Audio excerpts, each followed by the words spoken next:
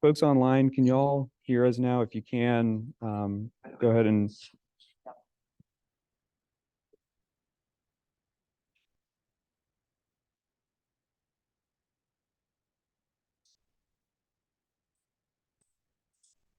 So participants, I think we can see anything that y'all type in the chat, even though you can't necessarily chat with each other. I'm still hearing or seeing that you can't hear us. Only Q&As.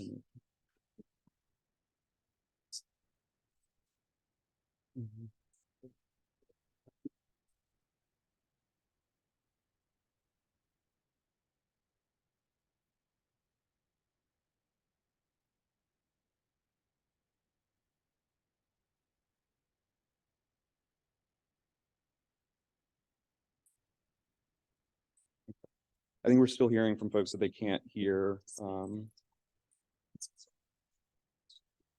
Okay, we're getting it through the Q&A that they can't hear.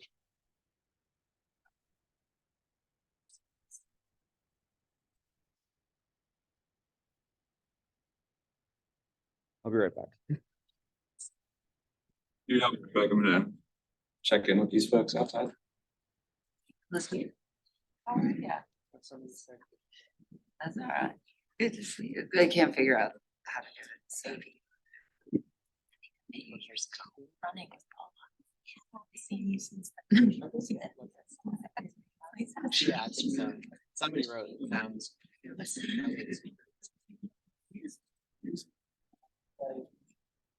No, Hawthorne. Oh, okay, yeah.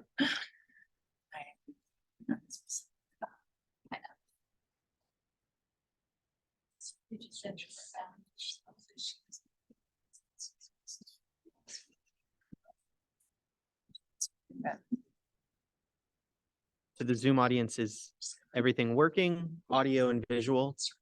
Yeah, it hasn't started yet. No, it's not gonna work.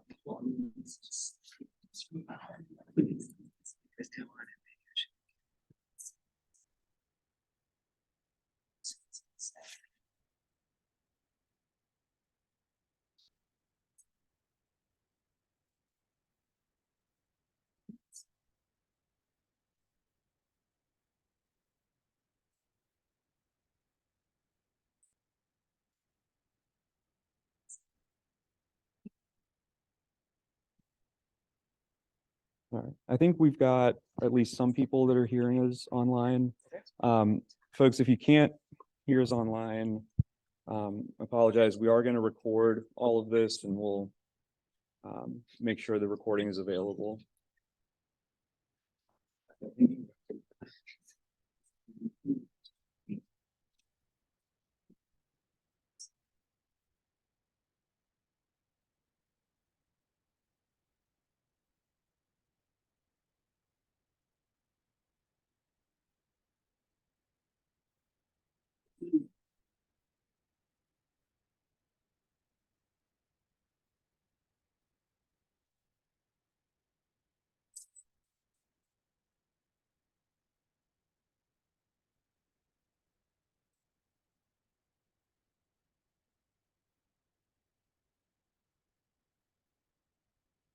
I think you guys want to get started. Okay, I need to use this. Yeah. Okay. Let's make sure it's on. Yeah, fine. Yep. All right.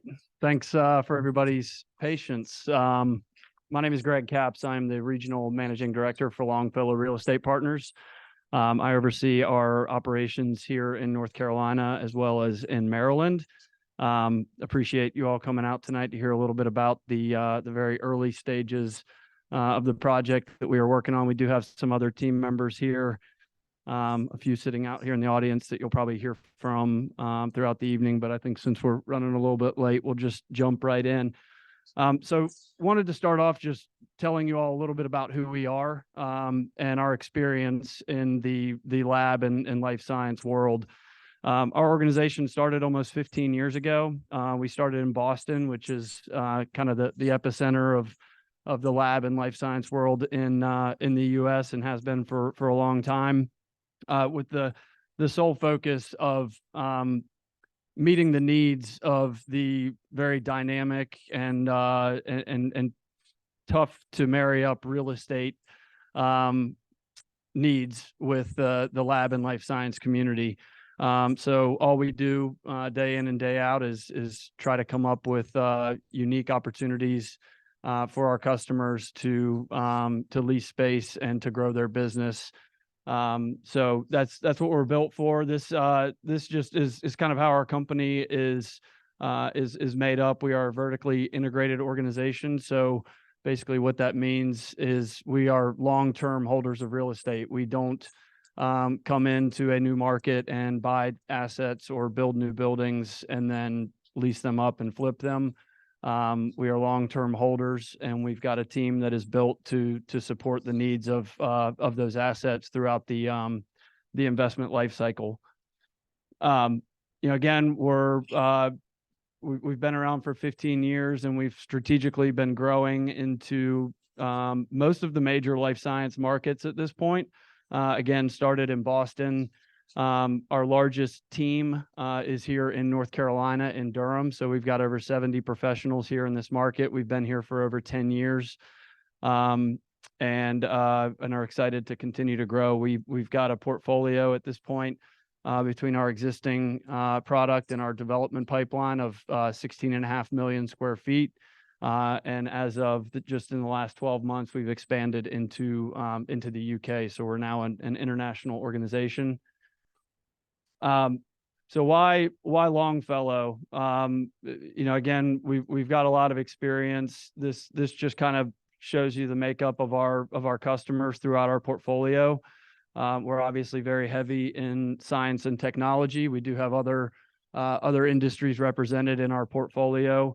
But for the most part, we are focused on that science and tech sector. We are, again, strategically in the markets that we're in because of a big part of it is because of the research institutions that you find in each of these markets. And that's no different than why we're interested in Chapel Hill and why we've built a great relationship with Duke University over in Durham. One of our first assets that we bought here in this market was in downtown Durham. We have Duke University leasing a lot of lab space from us, and that's been a great partnership over the years. And again, we look forward to doing something similar over here with UNC.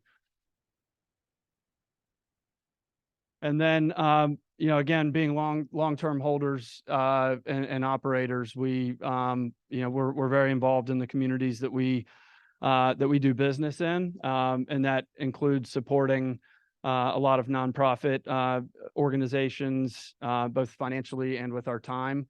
So our team is very active in the communities that we do business in, and we've got some of the groups that we support. And we've supported over the years. They're listed on the side of the page. And then, as far as kind of drilling down on that a little bit, we do have some retail space and developments that we have around the country. You will not find any, and nothing wrong with these. We love the big brands as well. I'm not immune to going to Starbucks every once in a while if it's needed, but we really try to support local businesses. We don't have any big national chains that lease space from us in any of our developments. And we've got great examples of that in downtown Durham. 321 Coffee is a great organization. They opened a location with us in downtown Durham earlier this year. And that's just been a phenomenal partnership.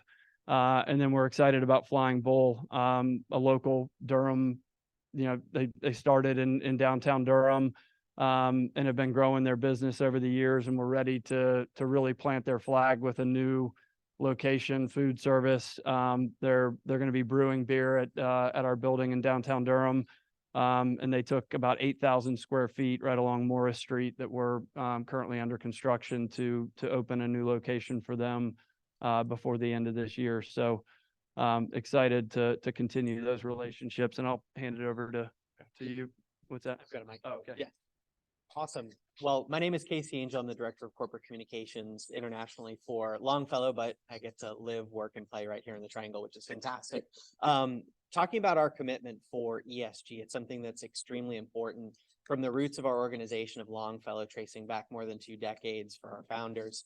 ESG is something, and sustainable building is something that is incredibly important, not only to the tenants and retail tenants that we support, but also to our investors and everybody else within the organization at Longfellow. I'll allow Michael and Nathan and some of the other project management team to speak directly about this project, but we're doubling down on our firm-wide commitment to ESG building here with LEED Gold and targeting Fitwel certifications for the Chapel Hill project as well. In addition to that, on the other side of the coin is social sustainability, not just sustainable building, but sustainable practices within our community to make sure that the communities that we invest in, that we build in, are better for it at the end of the day.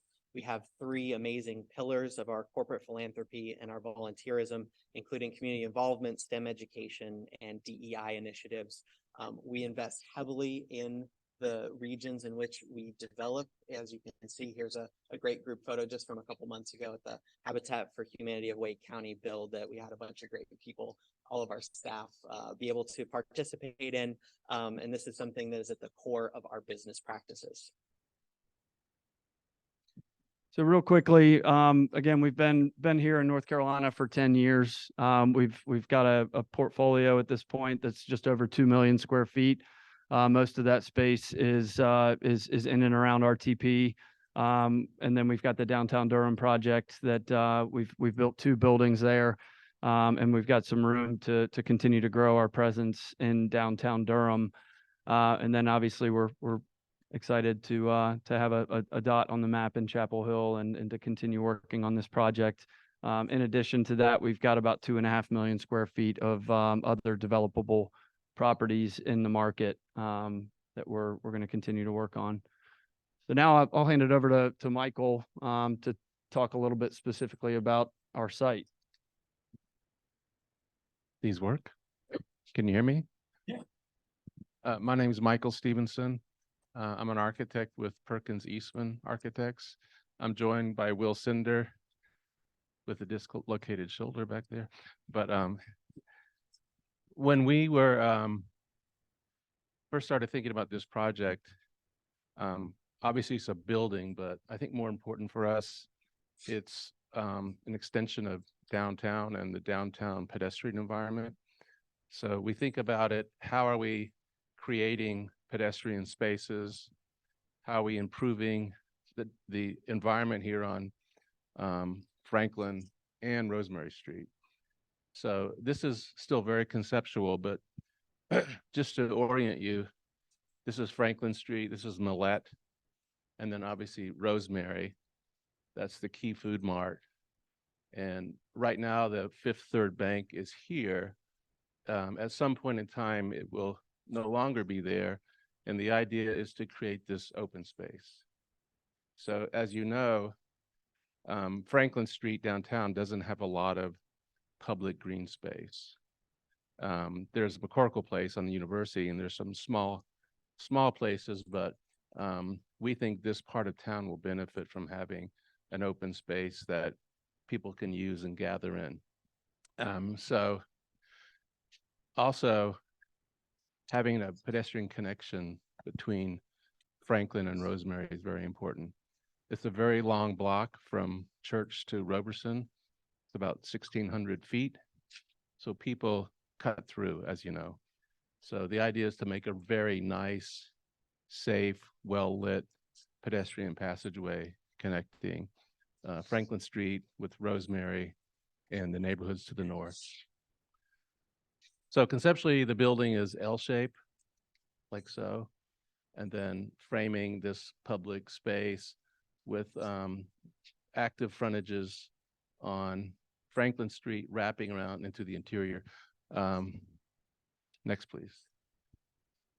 So this is a conceptual view, roughly standing in front of where the Fifth Third Bank is today, and looking diagonally to the west. So the idea is to bring storefront transparency along the frontage, but also bring it into that site around this plaza to make it active and provide spaces for businesses. It could be restaurants, cafes, shops, what have you.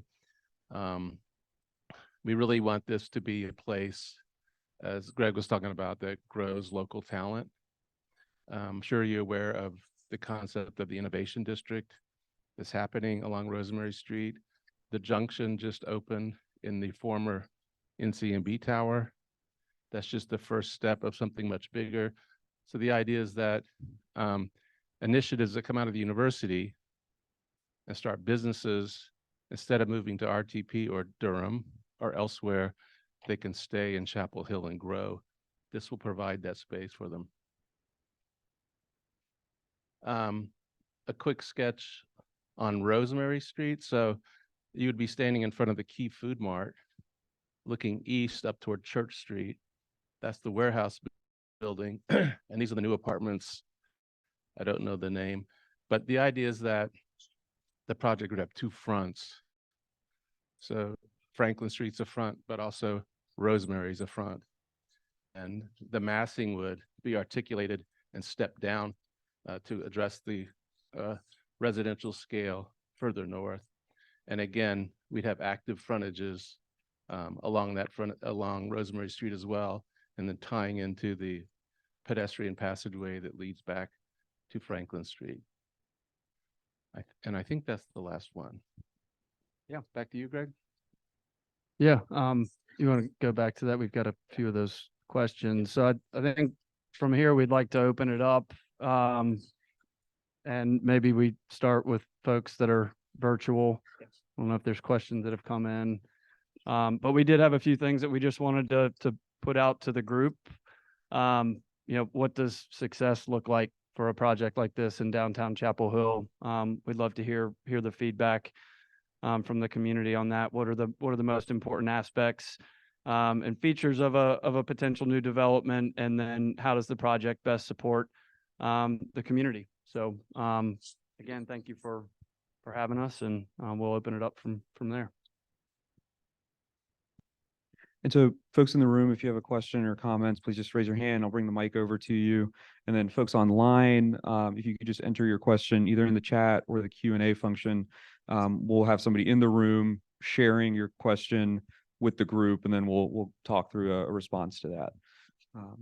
Phil, did you have your hand up? I can talk. A very simple question. Is there a projected height in feet of the building, including the equipment penthouse?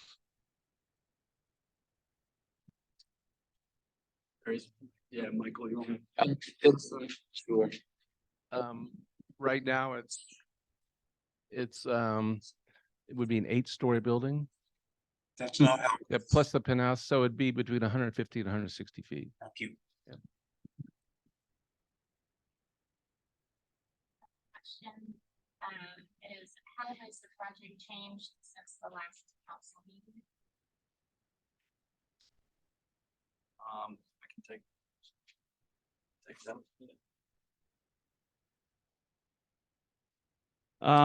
So we've kind of been working on, I'd say for one, the adding the bank building to our assemblage is probably the most meaningful change since we were in front of council. That was something that we weren't sure the timing of how that was going to play out, or frankly, if it was going to play out. So as we've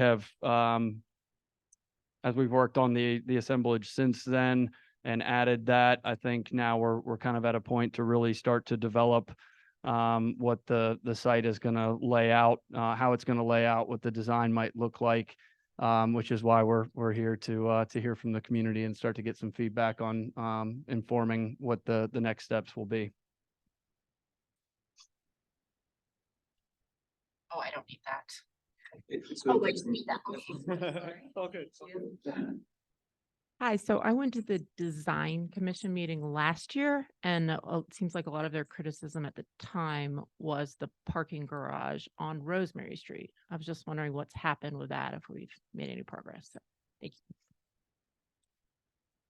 I can start that, and if anybody on the design team or Nathan from our project management team wants to jump in, we have, the short answer is we have reduced the parking to about as minimal as we possibly can to support a building like this. We see Chapel Hill as being a little bit different than the rest of at least RTP and in some instances downtown Durham, where there's probably much more of an appetite to use public transportation. And so we're gonna try to park this project using other town decks that would be close by. There's one that's kind of in the early planning stages that we've been talking with the town about. But we are going to minimize the parking as much as we possibly can right now. We're probably looking at just 1 or 2 levels of parking instead of, traditionally, if we were trying to put it all on site here, it would probably end up being 5 or 6 stories. I'd like to also add that parking is subterranean. I'd like to also add that parking is subterranean, so it will be hidden from view from the public streets. Very important. So that's a big change from before. Nathan, if you don't mind talking about some of the changes that have been made since the last council meeting, I know that we've talked about a couple of them, including that subterranean parking. Yeah, the parking's one of the biggest changes from that. But from there, we've developed some of the feedback that we've heard about how we address the trash. We've gone forward on a concept. As Greg said, there's been some uncertainty about the parcels, so we kind of went forward, and now we're having to go back a little bit. But that has allowed us to develop some of those details that we can roll into this concept and incorporate the feedback that we heard during that CDC meeting. It's also 1 story lower. It's also 1 story lower, as Michael said. So it's 1 story lower and you don't see it from the street anymore? I'm just trying to get the vision. Sorry, 1 story lower is the entire building. The parking is 1 level, fully below ground, so you won't see it. Okay, got it. So what's going on top of that? The building. The building will be on Yes. top of it now. Yes, so it'll be fully, Because before it was off to the side before. Thank you. That was, Now it'll be fully within the footprint of the building above. thank you.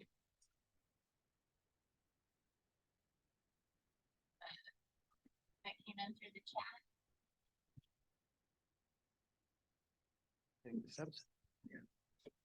The first is, what is the plan for the current tenants at this time? Okay.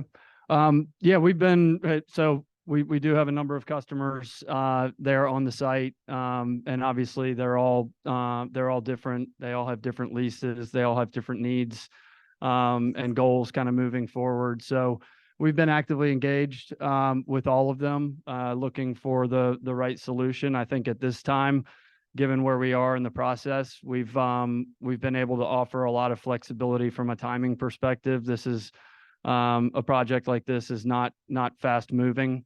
So, offering that time to figure out what makes the most sense and what the next step looks like, offering other resources within our organization, whether it's brokerage services to help evaluate different options, different relocation options. Nathan kind of heads up our project management, design and construction team. So if there's a construction project that needs to be evaluated, what can we be doing? What resources can we utilize internally to help make those evaluations and make sure that that our customers have the best information at hand to be able to make an informed decision. And then, in addition to that, we're exploring ways that we can help support these changes financially. So throwing as much into each of these very unique situations as we possibly can. I'll just add to that quickly that retail is something that's very important to the success of projects like these.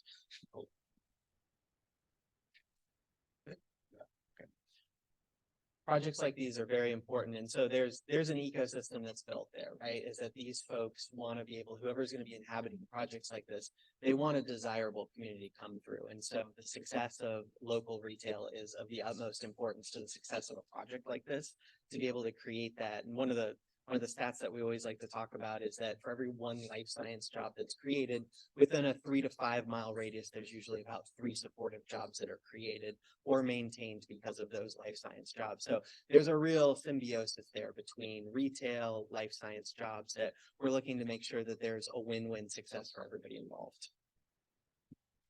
Okay, the next question is how long would the actual construction take?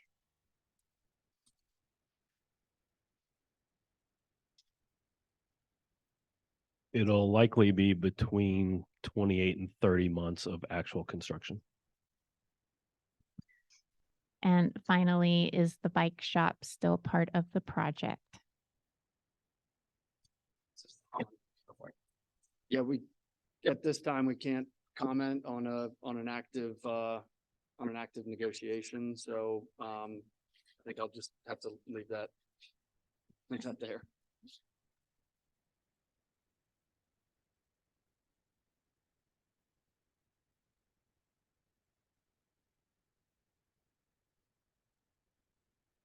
So I'm a local business owner, and a lot of people who have been developing projects in town come to us because we have 2 local businesses that have been successful and ask us to put businesses in the things that they're developing. And a lot of times their plans don't really appeal to us for various reasons.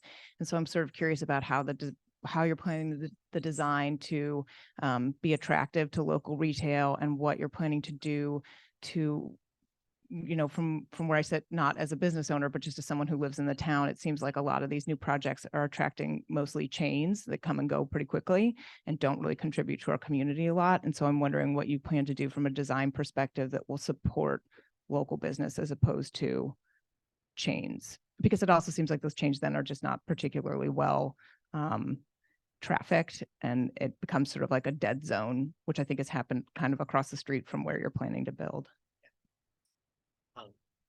Michael, if you want to take the kind of design aspect of it, I can just speak to the offerings that we have across our portfolio. To Greg's point earlier, never find a Starbucks or a Subway or anything. We actually don't have any chain restaurants or chain food and beverage options or retail anywhere in our portfolio. So we talked about the 16.5 or so million square feet that we have. You just won't find one. And so the truth is that we exclusively operate with local vendors. And so that's all that we're going to do. And the same will be said for this. We really try, and this is just kind of a philosophical thing that we really try to do, is we try to take these buildings and represent the best of the communities that we invest in. And so it's really important to have a little bit of a mirror effect. So when the community looks at a project like this, they see themselves in it. It's important. It's not just a Starbucks or a Subway. And so that's something that's very important to it. And I'll throw it over to Michael for the design aspects of it, but that's us at our core. Before you do the design part of it, can I ask sort of like a contiguous design question? Because I think it'll lead into probably what to say, which is, sorry. How will the design be sensitive to the context of Chapel Hill? And how do you see design as a way to sort of like grease the wheels of your project with the public, if you will? Thank you. Good comments. I guess I'll start with the retail. As the other view showed, the idea is to continue the retail frontage that's already existing on Franklin Street and continue it, and then wrap it into that courtyard. And we think that courtyard is actually going to be quite active. We have a really good landscape architect who's going to work with us on that. And it's going to be a natural path or desire line, to connecting the 2 streets. We think it'll get a fair amount of foot traffic. So we think location wise and urban design wise, it's a good setting for retail. Then it's just going to be very flexible space with a nice high structural bay. And it's very flexible. So it can be subdivided into, different sizes. So if somebody wants 1,000 square feet for a small shop, we can divide it that way. If somebody wants more, we can combine the bays. So I think it'll be attractive, very visible space with a very active frontage. So I think it's a good retail venue from a design perspective. I don't know what your particular problems were with other spaces you've experienced. Speaking of this reminds me of is the 140 West Franklin space and the courtyard there, which is kind of a no man's land. Well, And we- so I yeah. would hate to see that same sort of thing happen in this space. We've looked at that space and other spaces around town and kind of did our own critique and challenged ourselves as to how we can do it better and avoid some of the things like you've observed. And we think that this space will be very inviting and active. And also Longfellow has their own program called Elevate, where they actually program spaces. So there might be food trucks, there might be music, there might be other kind of activities. So, you know, actively planning for things to happen there. So it won't be just some dead leftover pocket. So I think there's a conscious effort that's going to happen in design and management to make it successful. So you asked about context. We plan on it. This is it's not a small building. We realize that, and these are still very conceptual, but it will be a contemporary building. But we believe by using materials and detailing and articulation of the facades that we fit in. And we think there are a few examples of buildings that have done that pretty well. Some maybe less well than others, but we're looking very hard at the downtown context and how we can fit into it and make a positive contribution to it architecturally. May not be as specific as you were looking for, but that's our approach. It sounds like you're only Hey there. My name is Sebastian. I'm a third-year student at UNC Chapel Hill, so I appreciate you guys doing this presentation. I've been following this project for quite some time. I've had the chance to speak with Mayor Heminger, with Jessica on your team, with some mayors of city council, a bunch of small business owners, as well as a bunch of students. And I think if I can speak for a lot of students at UNC, we're really concerned and excited as well, because we understand that that Chapel Hill could use a space like this. But I think more than anything, Chapel Hill is very different from Raleigh and very different from Boston. And so I think one of the things that I really appreciated about it is the fact that there are a lot of businesses and spaces that make it feel like a quintessential college town. I understand that things change, but also I'm curious as to how this property, as large as it is going to potentially initiate a shift in downtown Chapel Hill. And knowing that you guys have been in a lot of other communities, I'd love to hear kind of how you've made sure that when you come into a community, you ensure that like you're not like initiating a shift that potentially leads to a change that is a lot of people don't want to see, and then also accommodating those small businesses as well that I think myself and a lot of other students really value, are concerned about that as well. So just I'm curious as to how you may address those and to how you've addressed them potentially in other communities that you've entered in the past.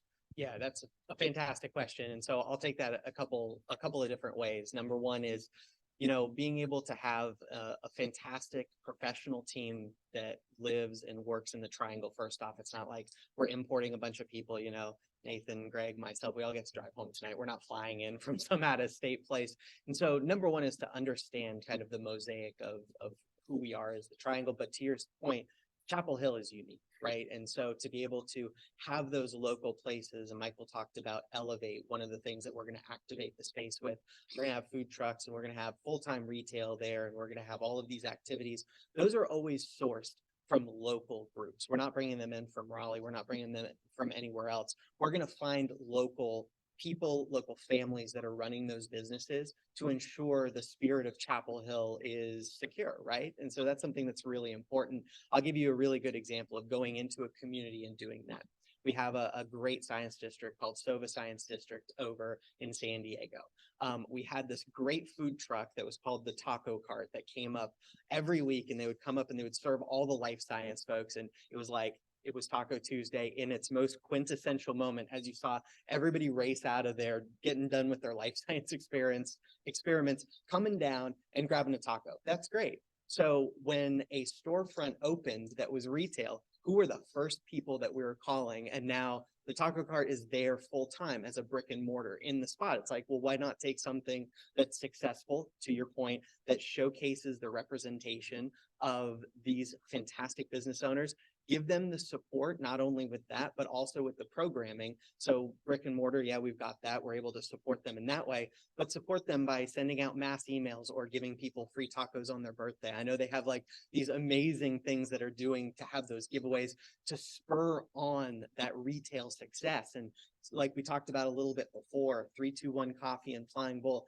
we're only successful when they're successful and vice versa. So finding that spirit, and again, those are two companies that are near and dear to Durham's heart. I know that Flying Bull was named like the best brewery for Durham magazine last year. So it's finding those local favorites, fostering their innovation, fostering their success, and reflecting the best that we have to offer for the community. And I would just add to that briefly. I think you saw where the dots on the map for the rest of our portfolio is in this market. And we hear just more than you can imagine. Companies that are out looking for space in and around RTP and in Durham. And we ask them to tell us, a little bit about their company. We started in Chapel Hill. We've been growing our business in Chapel Hill, and we had no opportunities to stay there. So we're out in RTP or we're out in Durham looking to grow our business, looking to take it to the next level. And we've got a number of them that are in our portfolio, and we've talked to a bunch of them, and we weren't able to win the deal and earn their business, but they're out in RTP and they're out in Durham. So I think for us, we see that as a big part of what makes UNC. There's some incredible technologies and things happening here that the local business community is not getting to fully embrace because they're growing and then they're leaving.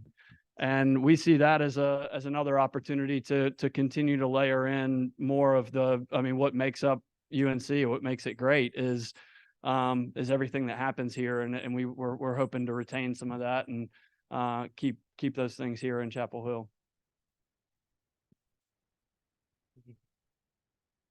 You mind if we circle back? Sure. Hi, so you have commented on the height of the building, and if someone could put that in context with other buildings in town, and it seems to me that you're seeking an exemption or exception to our planning rules right now, and why would that be so that you get the exception? And at what size would the building not be able to be profitable for you? And then follow-up question is, what happens with empty retail space? It's so depressing to walk around Chapel Hill, and I think that personally developers should be fined if they have empty retail space. So I'm going to let Michael answer the height question, because we have done some studies on how a building of this size kind of is situated with the skyline. But I think I would just quickly mention, we're going up as high as we are because we're trying to preserve as much space on the ground plane to create community, to create green space, to allow for there to be more of a meaningful kind of collision between, the folks in the community that are out walking around looking for a coffee or a beer, and the folks that are coming in to get in the elevator and go up to the sixth floor to work for the day. So we are asking for some variances, and we're going up a little bit higher because we're trying to free up some space down on the street level to be able to create a meaningful environment. So I'll let Michael maybe talk about the height. Yes, so we actually have a graphic, but it's not in this, that shows the skyline of Chapel Hill from Henderson Street all the way to Greenbridge. And so if you look at some of the newer, taller buildings, including the lab building that's been planned by Grubb Properties, not built, and then 140 West, and then Greenbridge, it's pretty much consistent with that height. Something worth noting is that the site is actually at the low point of Franklin Street. Yeah, we're aware. So if you look at kind of the rooftop level across downtown, it's going to be consistent with some of the newer, larger buildings. It's not gonna be like, you know, like significantly taller than other newer buildings in downtown. Is that helpful? It does. Okay. Oh, the retail space, empty retail space, if somebody could address that part of the question. Yeah, absolutely. So we have a local leasing team here that is always looking for opportunities like that. Number one is that, you know, Greg talked about it, the fact that we're vertically integrated, the fact that we have folks. And again, the success of those retail spaces make the life science spaces that much more attractive. And so it's within our best interest and the tenant's best interest to be able to have those activated, successful. We think it's going to be a draw to be able to have green space that's been activated, like Michael was talking about, that kind of internal programming. We're hoping that kind of holistic approach to being able to help create boundaries for success and a real framework for success. We'll make sure that those retail spaces aren't just left vacant, because I couldn't agree with you more. That's not what anybody wants to see, is something that's vacant there. And then the other part of it we haven't really touched on is that in the life science industries, one of their biggest drains is this trying to recruit talent. And so the folks that are going to be inhabiting these buildings are always trying to get the most talented individuals, whether they're from UNC or anywhere else. And so to have a space that's attractive when they walk somebody around the grounds is in their best interest too. So you've got the occupiers, you have the actual tenants, you have Longfellow there, and then hopefully some great retail partners that are able to inhabit it really quickly to kind of boost that success holistically.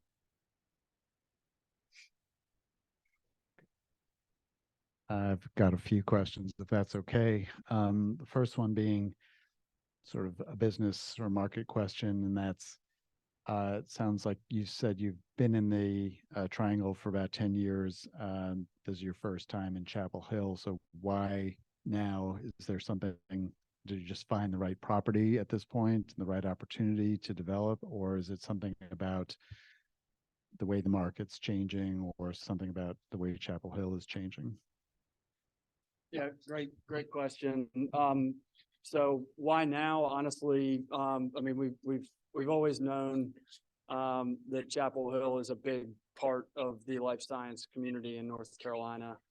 I mean, you look at the amount of federal funding that Duke and UNC have gotten over the last 10 years, and it's staggering. The percentage is almost exclusively those two universities for the entire state of North Carolina. So that's a big variable that we look at in any potential new market that we're considering moving into. But this opportunity kind of came to us out of nowhere, to be honest. We were thrilled when we were kind of asked about it. And you know, like I said earlier, we see it time and time again. We see companies that started here and they move east, and they move to other parts of the market. So we've heard that a lot over the years. And when this opportunity kind of started to present itself, it was very exciting with all that we know and have seen over the years.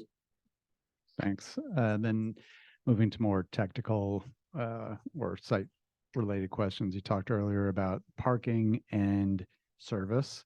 I didn't really see how those fit onto the site. I'm guessing that there's a garage entrance or side-by-side bays on Rosemary. Is that correct? I could quickly point that out. There's going to be a single curb cut on Rosemary. Okay. That's at the low point of our property. There will be a service drive. Sorry? It's at the high point. Well, it's at the low point on Rosemary. I'm sorry. That service drive will come under the building to this point, and this is part of our property. So this is going to be our service yard where we have equipment out here, and the loading dock and trash are going to be here. So and the parking entrance peels off from that drive and goes down a ramp. So the parking and the service share that one drive, and all the service elements will be here and screened from view from the streets.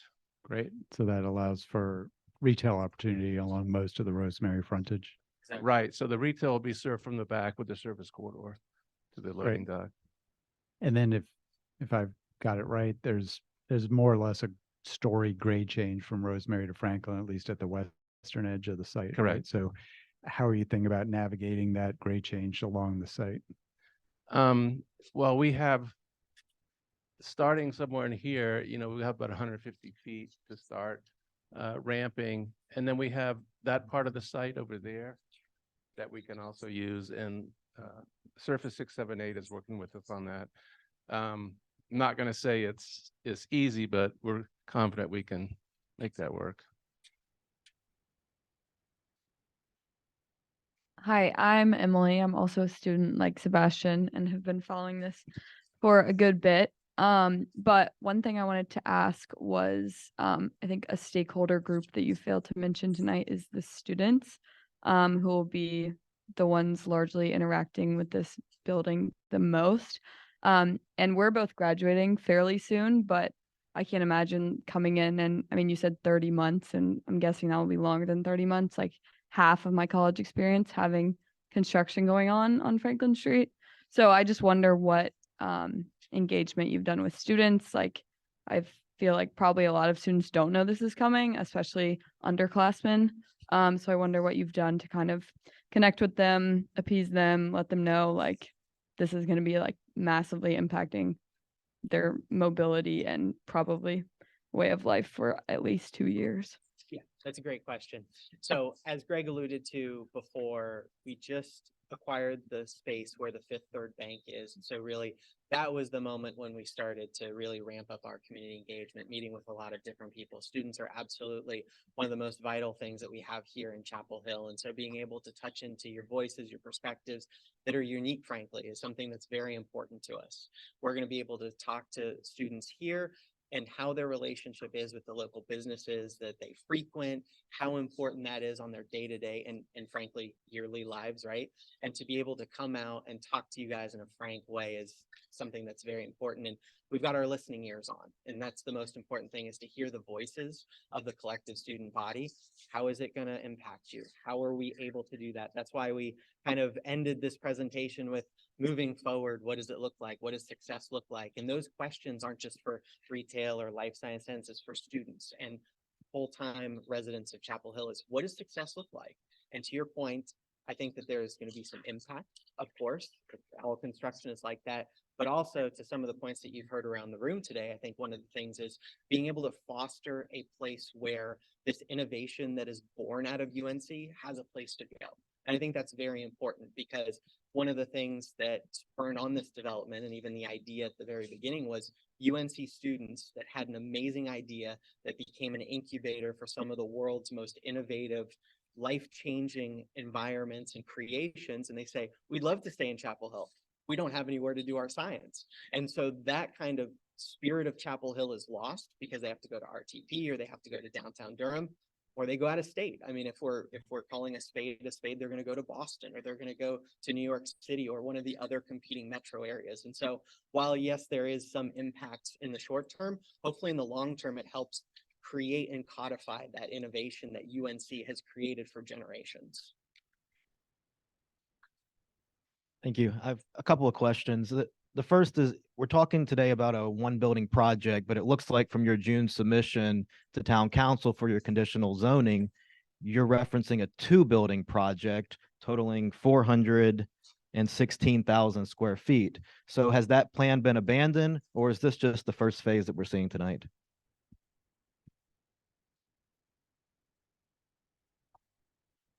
Yeah, I can take that.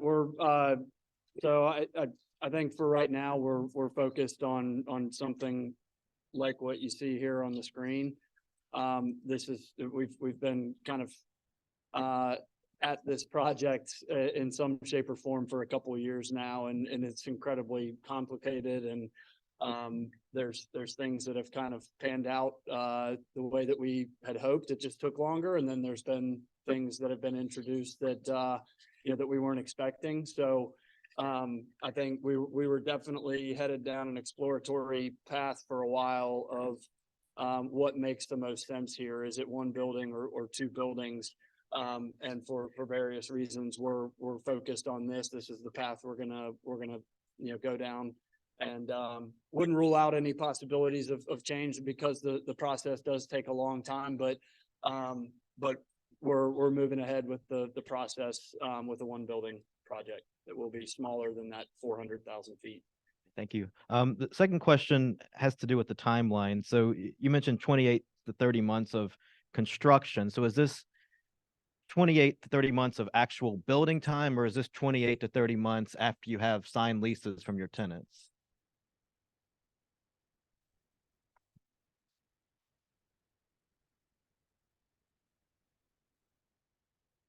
So as you can imagine, the timeline's very complicated with billing like this. So there's a decent amount of time in getting through the approval process and all the permitting with Chapel Hill. But the construction time for the main building, the main components of this would be in that 28 to 30 months. And depending on tenant timing, so it's going to depend on if they're signed up on the front side, that construction can overlap that. But likely there'll be some other spaces, but that would be mostly interior construction. So that wouldn't be as visible to the public. It would extend afterwards.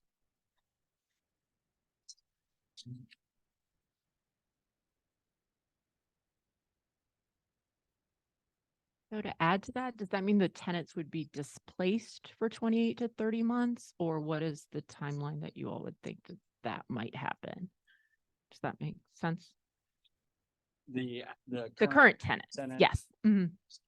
So, yeah, I mean, I think at some point between today and when we would start construction, they would need to be, we would need to find them an alternative location. So,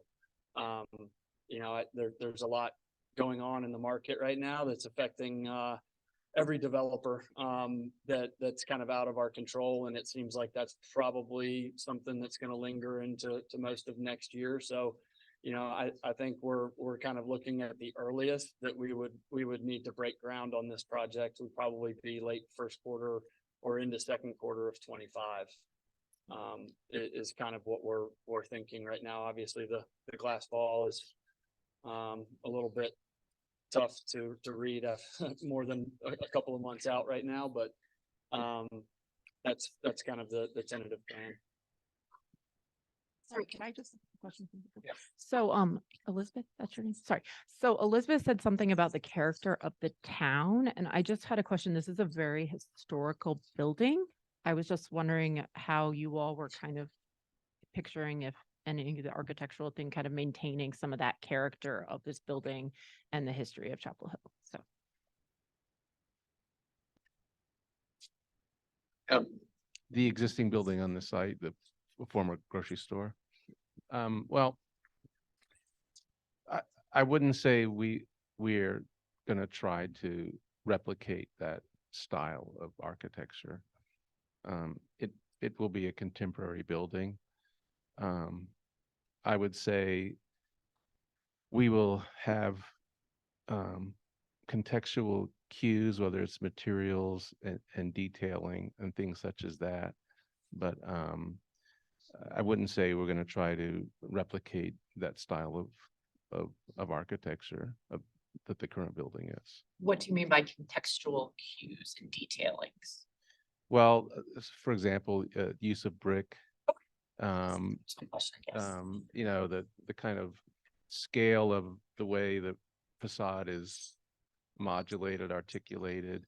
If you look at the further west on Franklin Street, the buildings are generally, let's say, from 30 to 40 feet wide. I mean, so like breaking it down into some vertical increment like that continues that scale of the pedestrian experience, things like that. And I think if you think about walking around downtown, it's really the first couple of stories that, you experience close up that we pay particular attention to.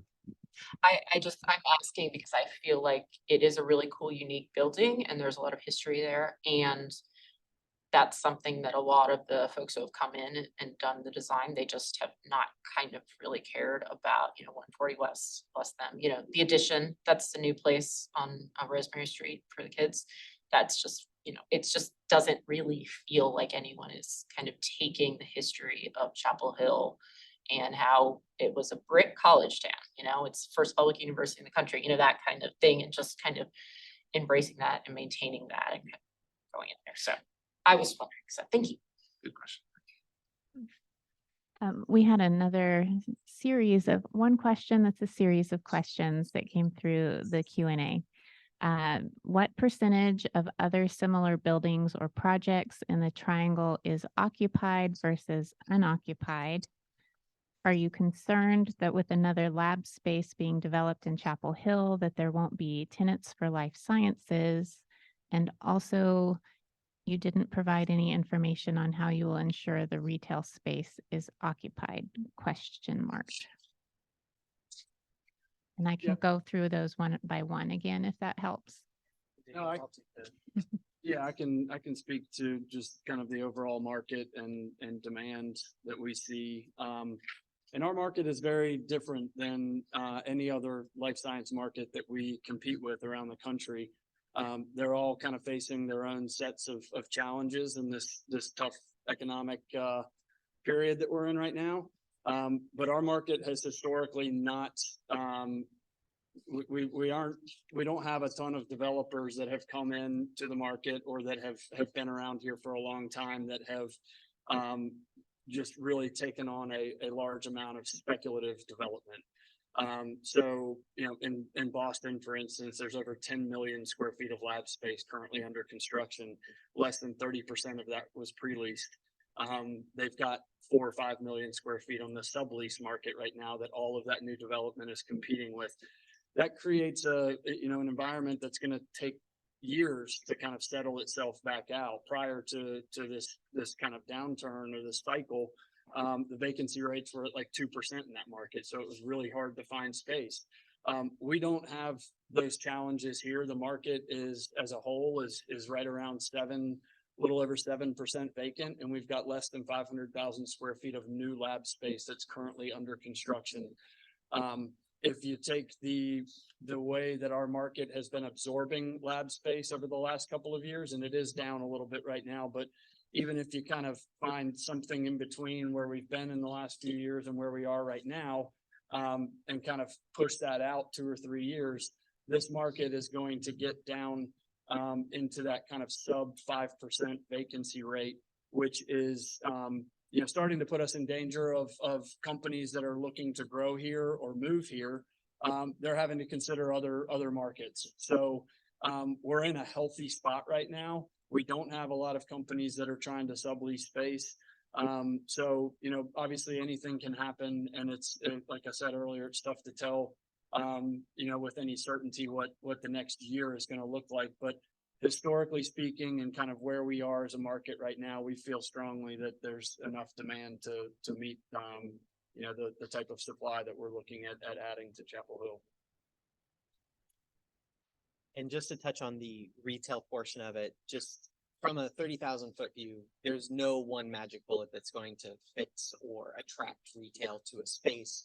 Like I said before, it's really a lot of different aspects that are coming together. Number one, it's designing the building. Michael spoke to it, to really activate that green space. That's very important. So you're bringing in community, you're bringing folks out of the labs into those spaces. They have a desirable place to come out of their rented space, get some fresh air, get some sunshine, enjoy what we have to offer there from a design perspective.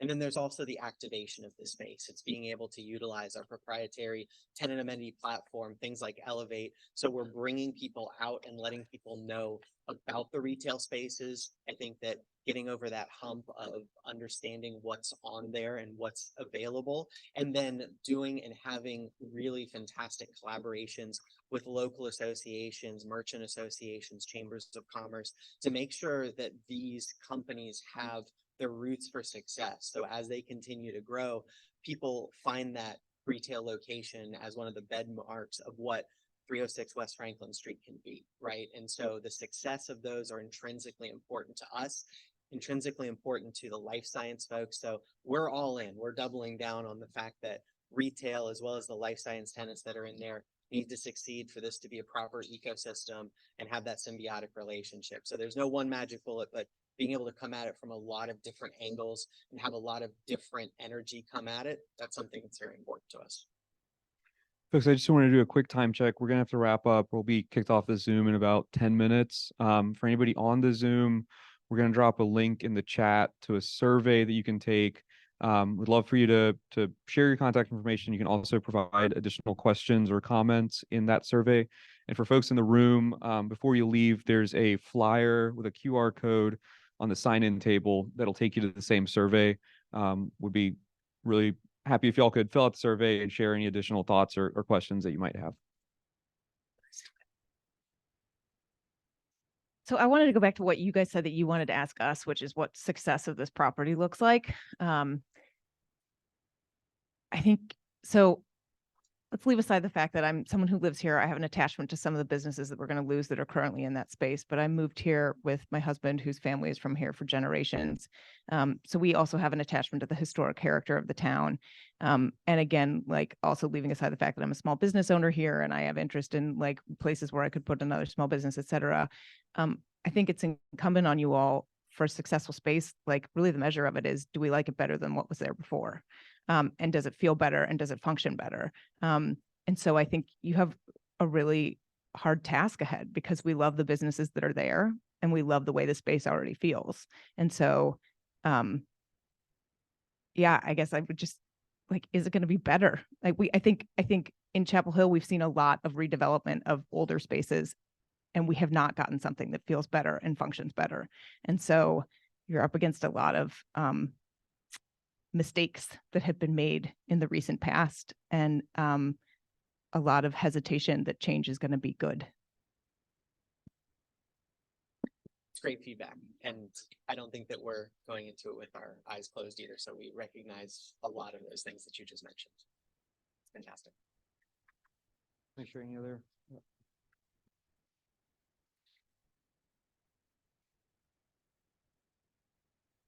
So I just wanted to add to that I agree with Elizabeth. But I do hope that you all would take into account of the fact how expensive it is to run a business operation wise and how expensive an old building is to upkeep and how Chapel Hill itself, I hope you all have kind of reached out to the town and you're talking to them about the sewer issues and, you know, all of these things. And so I hope that you'll kind of take this opportunity to kind of go from that direction. And while that, I'm going to just ask a little question. So there's also, you talked a lot about bringing new professional people downtown. Do you have any thoughts about the residential shortage that we have in downtown Chapel Hill? Because it's great to have people, but if they can't live there, then it's kind of hard to, you know, employ. So Yeah, that's a great question. And look, we claim to be really good at a lot of things. Residential is not our sweet spot, right? And so that's not something that we have expertise in. We're like science developers. But I will say this from a 30,000 foot perspective when it comes to housing and just kind of jobs in housing and how they intersect in our communities, is that that's another one of these situations where there's absolutely no one magic bullet. That's the reason why we're having constant communications with town staff and we're having constant communications with housing developers around here to make sure that we're putting our best foot forward. And like I said about kind of the retail space, it goes hand in hand with housing, is that this is only successful if the community is successful. And to your point, housing is a huge part of that success. And so we absolutely, again, we're going in this with eyes wide open and understand that this is something that we talk about not only here in Chapel Hill, we talk about it in our downtown Durham developments and really across our portfolio. This is one of the things that really comes up time after time is how do you fix housing? And it's part of being a coalition, right? It's part of being part of the mosaic of our community to make sure that it's set up for success, and housing is a huge part of that.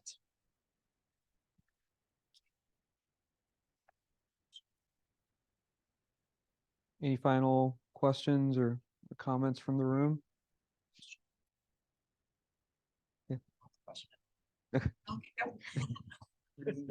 also just want to ask y'all about safety. Downtown Chapel Hill has a lot of safety issues, and just wondering what your thoughts are about that. If you have a community space, if you're planning on trying to monitor it as a private business, if you're planning on having the public police department do it, which has had some issues in the past.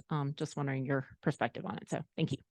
Yeah, it's a great question. I think we're a little early on in this, but I think that the answer is somewhere in between, right? Is being able to work on a public-private partnership and making sure whatever that looks like. And as we get closer to this coming to fruition, I think that those answers will probably become a little bit more clear, which is probably a little early on for that. It's just hard. Yeah, of course, 100%. Look, and like I feel like I'm kind of going back to it, unfortunately, but if we have an unsafe building, nobody is renting the building. And so that is not in our best interest to have an unsafe spot for people to, be able to activate the space, number one, but also to be tenants. And so that's, kind of going against what we need. And so that's something very important to us. And I also think it's very important to note the history of downtown Chapel Hill and the university and a lot of students and how there have been some issues, major issues in the last few years.